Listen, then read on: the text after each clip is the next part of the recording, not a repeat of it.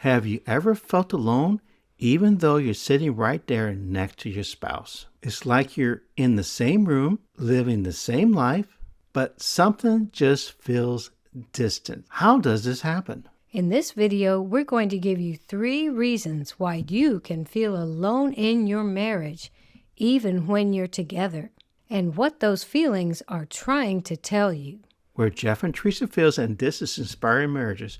Our mission is to help Christian couples strengthen their marriage by improving their friendship and growing spiritually together to experience the marriage that God has designed for them.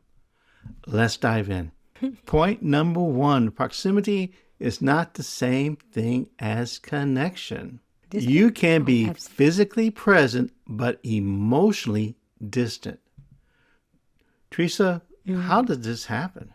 Like you said, just being in the same location together, even sitting close together or in the same room, that doesn't necessarily mean that you're emotionally connecting or having mental connection or enjoying something together. You're just in the same place. Right. You go out to eat, you're both there, but you're rushing, distracted, barely talking. There was a time in our lives when our kids were young and we needed a break and we would go out to dinner and we had to choose something that didn't have a long waiting line and something that was kid friendly and something that had coloring crayons page or some activity page.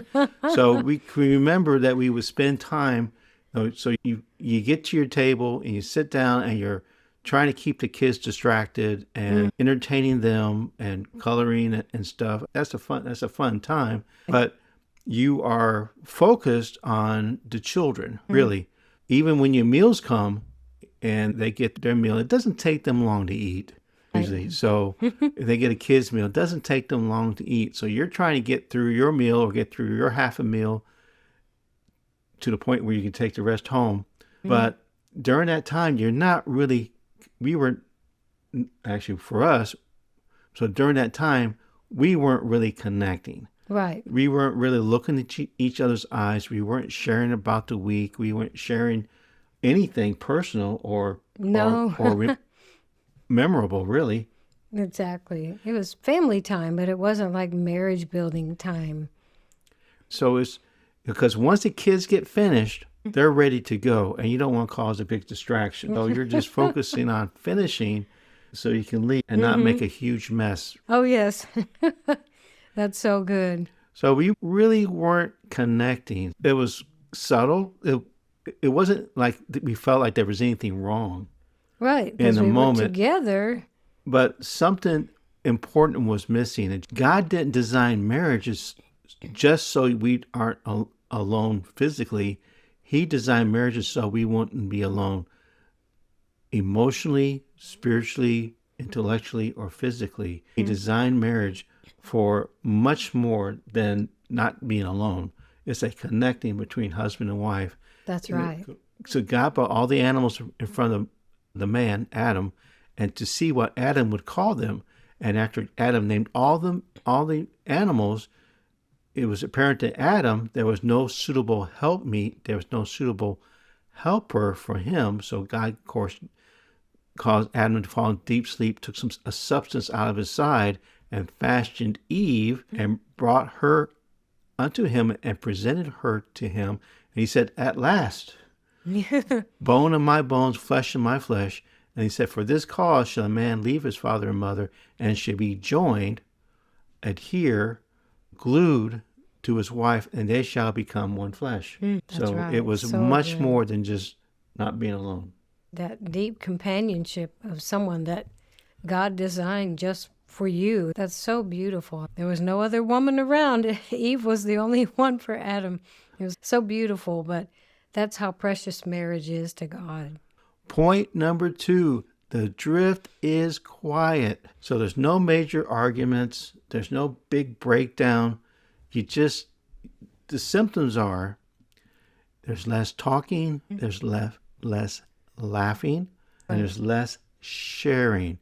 So your life is full of these moments, or should be full of these moments, where you're connecting, you're sharing, you're laughing with your spouse. Those are the moments that you're building each other up, and you're making memories in your marriage. You're making these connections with these little moments where you connect on a deeper level. That's so good. There were times in our marriage, and a long time ago, where we would sit together at the end of the day, both of us there, we were both present, but we had not really connected that day, not really connected. Not because we didn't love each other, but it's because we had not been intentional that day. And Teresa, how does that affect a wife? I think for me, it was like a growing sense of something is missing, or just some emptiness there. We used to share so much. We used to talk about everything together before the kids came, and before we were married, and before the kids came. And we just, like you said, if we weren't intentional, we didn't realize that we were not staying connected like we could be or should be. When you get into those rhythms of taking care of kids and doing work and all of the responsibilities, it's easy to get out of the habit of, hey, we need some time for us. Just taking that time for the two of you to talk and look in each other's eyes, like we've been mentioning, and really share some on a deeper level. That's so important. Point number 3, and this is really important, so don't want to miss this point. Quote, "We're fine" is a warning. So if you're feeling like, oh, we're fine, that is as a warning flag, I would say that is. So Yes. let me assure you this. You might be saying, well, that's just how marriage is. You drift apart, and you don't feel the same fires as you once. You're not excited about it as you used to be. That's just the way he is. That's just the way she is. But let me assure you, that is not God's design. God designed husband and wife to be best friends for life. So let me assure you, God desire is, it said, "For this cause shall a man leave his father and mother and be glued to to constantly chase after his wife, pursue his wife." So you and your spouse should be constantly pursuing each other. That is God's design. Yes, for us that's to so be good. pursuing each other, to always be sweet to each other, to always say nice things to each other, always build each other up, always Right. do these little small acts of kindness, right? Yes, Life yes, that's very important. is full of little acts of kindness. Your marriage life should be full of little acts of kindness where you both do everything you can for each other, little thoughtful acts That's and right. words and gestures that just makes you feel good and happy, and just reassure that you love each other. You say it a lot. I love you. I love you. I love you. I thank God for you. Yes, that's so Say good. that a lot. Remember, men, your wife needs open and honest communication. Wives, your husband needs companionship. So they go together. That's right. Yes, they're both important. It's not that you're not committed to each other, you're just disconnected. Remember what Jesus said to the church of Ephesus in Revelation chapter 2, verse 4. "Nevertheless, I have this against you, that you have left your first love." So you go back. I mean, it's not like you do everything you're doing where you're dating, but you still should include some of that. If you dressed up for your husband while you were dating, dress up for him now.